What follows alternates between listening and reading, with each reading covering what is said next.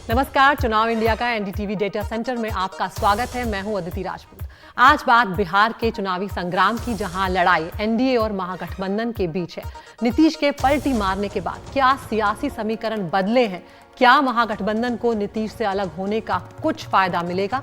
ये कुछ अहम पहलू होंगे जिन पर आज हम नजर डालेंगे। हमारे साथ बेहद खास मेहमान मौजूद रहेंगे। दो राजनीतिक विश्लेषक हमारे साथ होंगे, अमिताभ तिवारी जी और मनीषा प्रियम जी। लेकिन हम चर्चा को आगे बढ़ाएंगे उससे पहले कुछ आंकड़ों पर हम नजर डाल लेते हैं। तो जिस तरह से हम रोज अपने डेटा सेंटर का आंकड़ा आपको दिखाते हैं, आज एक बार फिर हम आपको दिखाते हैं कि जो बिहार की बाजी है उसमें क्या कुछ बदलता हुआ नजर आ रहा है। समीकरणों के हिसाब से क्या बिहार का जो बाजीगर है वो किसी तरह से यहाँ पर बदल सकता है? क्या कुछ इस बार हो सकता है लोकसभा चुनाव में? ये देखना बेहद दिलचस्प होने वाला है। तो सबसे पहले हम बिहार की बाजी के जो 5 बड़े सवाल हैं उस पर यहाँ पर नजर डाल लेते हैं, क्योंकि कई तरह के सवाल जो हैं वो बिहार की राजनीति को लेकर लोगों के मन में है। तो क्या नरेंद्र मोदी और नीतीश कुमार की जो जोड़ी है वो जीत की गारंटी आखिर है या नहीं है? ये एक बहुत बड़ा सवाल है। दूसरा सवाल, जो रोजगार की बात यहाँ पर हो रही है, जब नीतीश कुमार तेजस्वी साथ थे तो जो रोजगार का क्रेडिट है वो बिहार की जनता किसे देने जा रही है? ये एक दूसरा बड़ा सवाल है। तीसरा सवाल यहाँ पर, क्या नीतीश फैक्टर जो है वो एनडीए को जीत दिलाएगा? ये एक बड़ा सवाल है, क्योंकि हम देखते हैं कि नीतीश कुमार लगातार पलटी मारते रहते हैं, लेकिन क्या वो फैक्टर जीत दिलाएगा एनडीए को या नहीं, ये देखना होगा। क्या एमवाई यानी कि जो मुस्लिम और यादव हैं उसके साथ जो बाप को भी ऐड किया है वो साथ पाएगा गठबंधन या नहीं? बाप में यहाँ पर आपको बता दें, पूरा जो बहुजन है उनको तेजस्वी यादव जोड़ते हैं, अगड़ों को जोड़ते हैं, आधी आबादी, और पुअर यानी गरीब को जोड़ते हैं। उसके बाद आखिरी सवाल, एनडीए बनाम एमजीबी जो है उसमें कमजोर कड़ी जो है आखिर वो कौन है? तो ये देखना यहाँ पर दिलचस्प होगा। इन सवालों पर हम इस चर्चा में नजर भी डालेंगे, लेकिन एक कुछ और आंकड़े जो है आपको वो हम सिलसिलेवार तरीके से दिखाते हुए चलते हैं, क्योंकि नीतीश कुमार पलटू राम है और कई उसी नाम से अब वो मशहूर भी हो चुके हैं, और किस तरह से साल दर साल उनके चलते राजनीति जो है वो इधर उधर हुई है वो भी हम देख लेते हैं। लेकिन जिधर नीतीश जाते हैं जीत भी उधर जाती है, ये देखना भी काफी दिलचस्प होगा। तो हम आपको यहाँ पर 2019 के आंकड़े दिखा रहे हैं वोट परसेंटेज के हिसाब से, जिसमें एनडीए जो है वो 53% पर है और महागठबंधन जो है वो 32% के आसपास है। ऐसे में आप देख सकते हैं कि बीजेपी 24% है, जेडीयू यहाँ पर 22% के आसपास है, अन्य जो है वो 8% हैं। अब जब 2022 पर हम आते हैं, जब नीतीश कुमार ने पलटी मार ली है, तब क्या स्थिति है? यहाँ पर बिल्कुल उल्टी स्थिति हो जाती है। जो एनडीए है वो 31.5 तक जो है वो यहाँ पर पहुंच जाता है, और एमजीबी जो है वो यहाँ पर आगे बढ़ती चली जाती है, 53% के आसपास आ जाती है। और 2024 की तस्वीर देख लें, क्योंकि ये अब अनुमानित है, तो हम उसी वोट को वापस इधर ले आए तो वापस एनडीए का पलड़ा यहाँ पर भारी जो है वो नजर आ रहा है। तो जहां नीतीश कुमार जा रहे हैं वहां पर पलड़ा उस गठबंधन का बड़ा होता चला जाता है। तो ये जो बाजी है बिहार की, इस पे किस तरह से नीतीश कुमार जो हैं वो बैटिंग करते हुए नजर आ रहे हैं, और कौन कौन वो फैंस हैं, कौन कौन सी वो जातियां हैं जिन्होंने नीतीश कुमार को वोट दिया है, वो यहाँ पर आपको दिखाते हैं।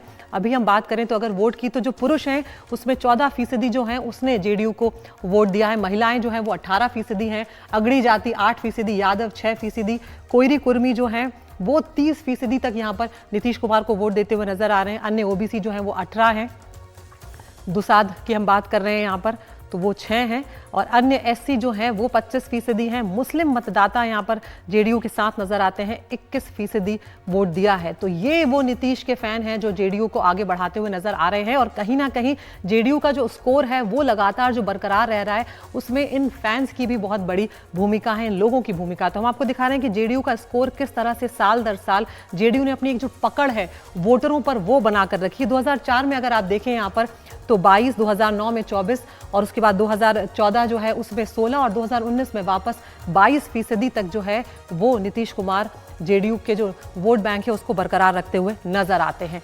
तो इस तरह से जेडीयू ने अपना एक वोट बैंक जो है वो पकड़ा हुआ है, और उसी के सहारे कहीं ना कहीं मदद जो है वो एनडीए को मिल सकती है। ये एक कहीं ना कहीं चल रही है बातचीत।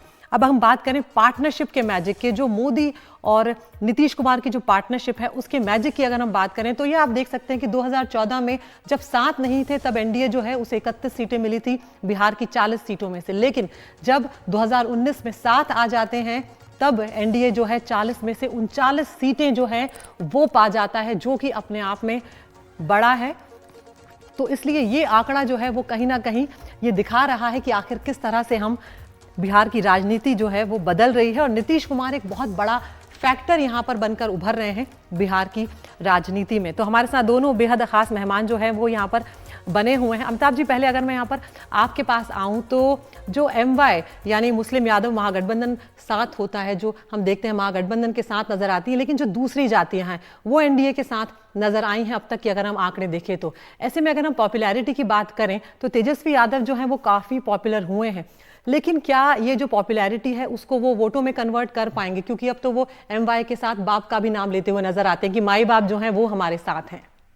जी, तो तेजस्वी यादव की पॉपुलैरिटी ज़रूर बढ़ी है जब वो डेप्यूटी चीफ मिनिस्टर रहे हैं।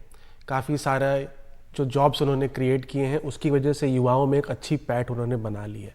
2020 के विधानसभा में हमने देखा है कि लगभग जीत के नज़दीक वो पहुंच गए थे। अगर कांग्रेस अच्छा प्रदर्शन करती तो शायद वो चुनाव जीत भी गए होते, लेकिन ये एक लोकसभा चुनाव है, वो अकेले पड़ गए हैं कहीं ना कहीं अपनी टीम में, क्योंकि कांग्रेस वहाँ एक कमज़ोर कड़ी है। और इस तरफ हमारे पास बीजेपी के पास नीतीश कुमार प्लस मोदी फैक्टर है। तो दो लोगों की जोड़ी वर्सेस एक गठबंधन, एक जो कॉन्टेस्ट है।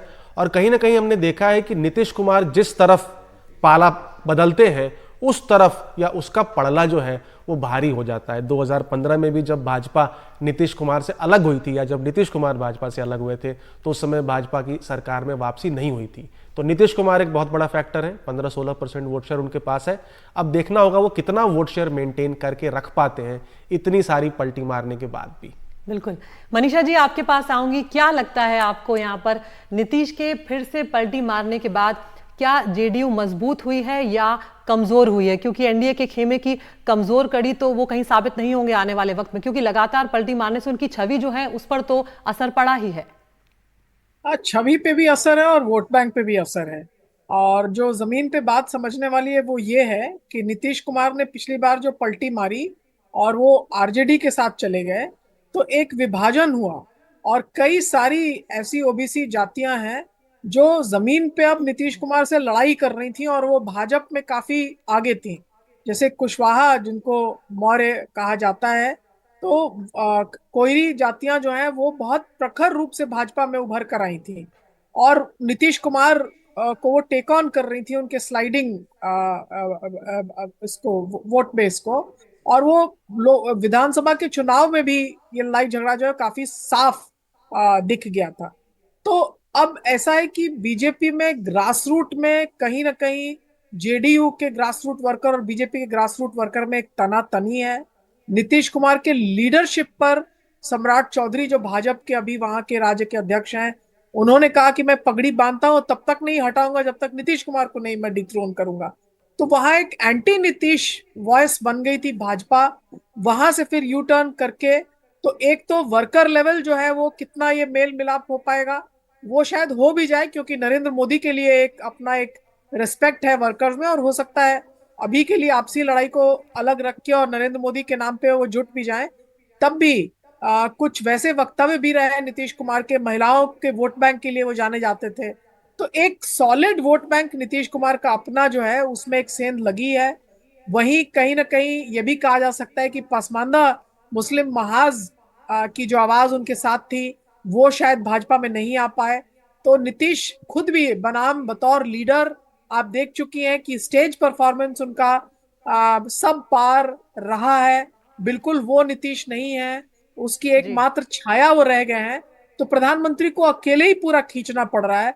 तो कहीं ना कहीं भाजपा में भी ये समझदारी तो है कि हम अगर अकेले भी जाते तो हम प्रधानमंत्री की छवि पर काफी कुछ खींच सकते थे, लेकिन उसके साथ साथ दलित चेहरा बन के जीताराम मांझी जी जो हैं वो इधर आए हैं, चिराग पासवान को प्रधानमंत्री अपनी तरफ ले आ पाए हैं। तो ये सब कॉम्बिनेशन जो है, बीजेपी ने पूरी कोशिश की है जो अपना कुनबा है उसे बढ़ाने की। यहाँ पर मनीषा जी बिल्कुल ठीक कह रही हैं आप। अमिताभ जी, अगर हम यहाँ पर देख रहे हैं कि जो नीतीश को किंग मेकर बनाने में जो बड़ी भूमिका निभाई है उसमें हम देख रहे हैं महिला वोटर्स 18% हैं, मुस्लिम 21% हैं, कोयरी कुर्मी 30% हैं और अगड़ी जाति जो है वो यहाँ पर 8 है, अन्य SC जो है वो 25 हैं। तो एक बड़ा वोट बैंक है जहां पर जो जेडीयू उसने अपना जनाधार जो है वो बनाया हुआ है, और 2004 से 2019 तक हम देख रहे हैं सिर्फ 2014 में थोड़ी स्थिति खराब हुई है जेडीयू की, वरना इंटैक्ट है वोट बैंक। जी, जब 2014 में अकेले भी लड़े नीतीश कुमार तो 16% वोट शेयर लगभग उनको मिला था। तो ये जो वोट शेयर है, उनका जो सपोर्ट बेस है, उनमें पॉपुलैरिटी जो है ज़्यादातर महिलाओं में है, क्योंकि उनके स्कीम्स काफ़ी पॉपुलर हैं। मुस्लिम सपोर्ट उनका अच्छा खासा है, 20% से ऊपर। कोयरी कुर्मी समाज, क्योंकि वो वहाँ से आते हैं, वो उनका एक वोट बेस है। ईबीसीज और एमबीसीज में भी उनका अच्छा खासा समर्थन है, क्योंकि वहाँ पर रिजर्वेशन में उनको अलग से प्रायोरिटी दी गई है। और उन्होंने एक महादलित कैटेगरी बनाई है, जो कि एससी समाज को 2 कैटेगरीज में बांटा है। और महादलित समाज भी, जो 10% ऑफ द पॉपुलेशन है, उसके भी लीडर कहीं ना कहीं, बड़े लीडर, ऑफ कोर्स मांझी जी भी लीडर हैं महादलितों के, बड़े लीडर बनकर नीतीश कुमार उभरे हैं पिछले कई सालों में। तो ये उनके पास एक अच्छा वोट ब्लॉक है, और एक कॉम्प्लीमेंट करता है बीजेपी के वोट ब्लॉक को, जो कि upper caste plus lower OBCs और प्लस एससीज का एक वो कॉम्बिनेशन है, सोशल कोएलिशन है। वहीं जो इंडिया गठबंधन है, उसके पास लार्जली एमवाई ब्लॉक है, जिसे मुस्लिम यादव कहते हैं। लेकिन पिछले चुनाव में तेजस्वी यादव ने ओबीसी ईबीसी समाज में भी अच्छी खासी सेंधमारी मारने में वो सफल हुए थे। तो अब देखना पड़ेगा कि नीतीश कुमार इस वोट ब्लॉक को होल्ड कर पाते हैं कि नहीं। तो ये उनके लिए एक बहुत बड़ा टेस्ट है। कहीं ना कहीं वो स्ट्रेंथ भी है इस गठबंधन के, लेकिन कहीं ना कहीं वो वीकनेस भी है। ये कितना सपोर्ट उनके पास बचा हुआ है। तो ये जो बिहार का चुनावी मैदान है, इसमें खेला तो नहीं हो जाएगा 2024 में, और किस तरह से इस मैदान में कौन सा खिलाड़ी बाजी मारता है देखना काफी दिलचस्प होगा। डेटा सेंटर में फिलहाल हम एक छोटे से ब्रेक के लिए रुक रहे हैं, कुछ और डेटा के साथ हम फौरन हाजिर होते हैं छोटे से ब्रेक के बाद।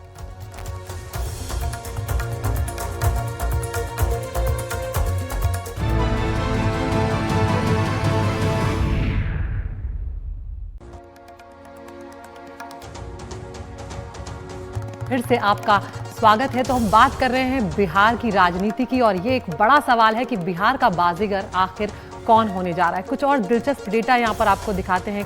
हमारे ग्राफिक डिजाइनर ने यहाँ पर बहुत मेहनत की है, किस तरह से एक पूरा मैदान यहाँ पर है, और जो खिलाड़ी हैं इस चुनावी मैदान के, जो बिसात पूरी बिछी हुई है, इसमें आप देखिए कि किस तरह से कप्तान जो है यहाँ पर प्रधानमंत्री नजर आ रहे हैं, और जो अन्य खिलाड़ी हैं वो भी हम आपको यहाँ पर दिखा रहे हैं। किस तरह से 17 पर बीजेपी लड़ रही है, जेडीयू 16 पर लड़ रही है, और ये महागठबंधन की टीम है जिसमें आरजेडी में कप्तान लालू यादव हैं, कांग्रेस में उप कप्तान आप देख सकते हैं राहुल गांधी हैं। तो आरजेडी 23 सीटों पर, कांग्रेस 9 सीटों पर लड़ रही है, और जो दूसरे खिलाड़ी हैं वो 8 सीटों पर लड़ रहे हैं। तो यहाँ पर देखना यही दिलचस्प होगा कि किन सीटों पर मुकाबला जो है वो काफ़ी कठिन हो सकता है, और ये जो दूसरे खिलाड़ियों को या जो दूसरी पार्टियों को अपने खेमे में लाया गया है, ये किस तरह से मददगार साबित हो सकता है। तो यहाँ पर आप देख सकते हैं कप्तान जो हैं वो प्रधानमंत्री हैं। 17 सीटों पर बीजेपी और 16 सीटों पर जेडीयू मुकाबला लड़ रही है।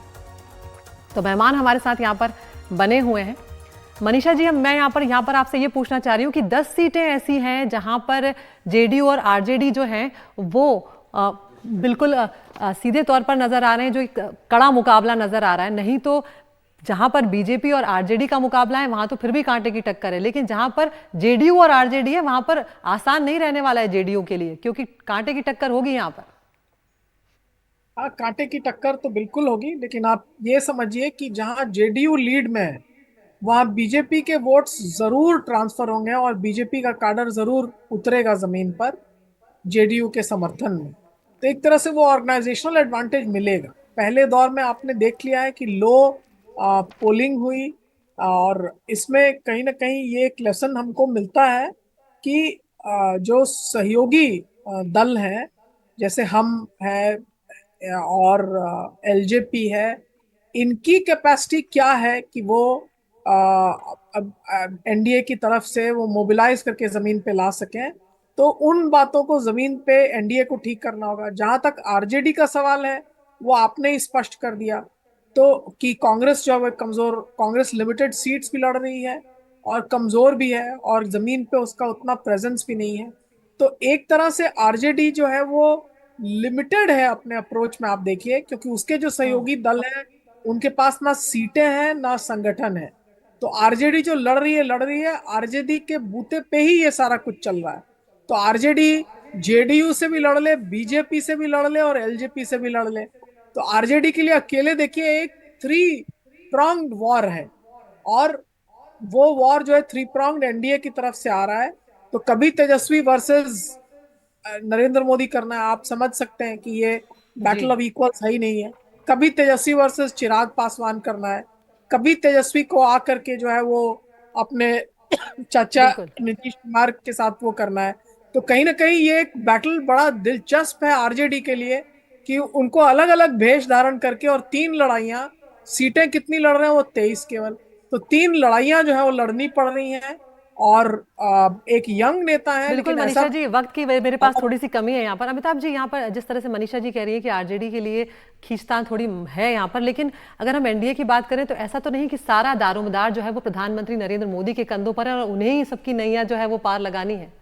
बहुत सारा दारोमदार है। अगर क्रिकेट के टर्मिनोलॉजी में बात करें तो बीजेपी और आरजेडी, नरेंद्र मोदी और तेजस्वी यादव, यही दोनों फॉर्म में हैं। दोनों टीम के जो उप कप्तान हैं, नीतीश कुमार और कांग्रेस, उधर दोनों ही कमजोर कड़ियां हैं। और अगर टेल एंडर पे जाएंगे मांझी और उधर मुकेश साहनी, तो वो भी कमजोर कड़ी हैं। तो तेजस्वी यादव बीजेपी के खिलाफ कैसा खेलते हैं, यानी 9 सीटों पे दोनों की टक्कर है, और जेडीयू के खिलाफ कैसा खेलते हैं, 10 सीटों पे टक्कर है। वहीं पर बीजेपी कप्तान जो है टीम की, वो कांग्रेस के खिलाफ कैसा प्रदर्शन करती है, 5 सीटें हैं। और दोनों जो आउट ऑफ फॉर्म प्लेयर हैं, नीतीश कुमार और अखिलेश प्रसाद, जेडीयू वर्सेस कांग्रेस, वो भी 3 सीटों की लड़ाई है। तो बड़ी दिलचस्प लड़ाई है ये। अलग अलग प्लेयर अलग अलग फॉर्म में है, और क्रिकेट मैच की तरह एक बिसात जो है वो बिछी हुई है। अब पिच किसको फेवर करता है ये देखना पड़ेगा। बिल्कुल, और 17 सीटें ऐसी है जहां पर बीजेपी और आरजेडी जो है वो आमने सामने है, तो देखना होगा वहां पर किसका पलड़ा भारी रहता है। तो अमिताभ तिवारी जी, मनीषा प्रियम जी, आप दोनों का बहुत बहुत शुक्रिया हमसे जुड़ने के लिए। आज के लिए डेटा सेंटर में इतना ही। नमस्कार।